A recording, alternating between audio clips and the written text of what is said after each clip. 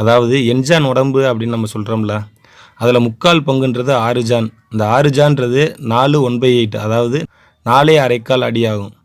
இது மனுஷனோட நெஞ்சு பகுதி வரைக்கும் உள்ள உயரங்க. மாட்டு வண்டியோட நீளமான பகுதி போல் அப்படின்னு நம்ம சொல்கிறோம். இந்த போலோட முனையில் தான் மாடுகளை பூட்டுறதுக்கு பயன்படுத்தப்படுற நுகத்தடியை பொருத்தி வச்சுருப்பாங்க. மாடுகளை இந்த நுகத்தடியில் தான் பூட்டுவாங்க.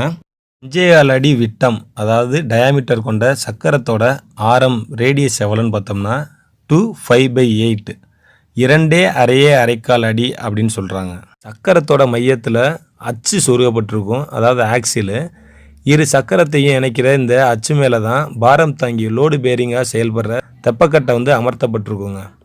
இந்த தெப்பக்கட்டை மேலே தான் போல்ன்ற நுகம் கொட்டும் நீலக்கட்டையை பொருத்தப்பட்டிருக்கும்.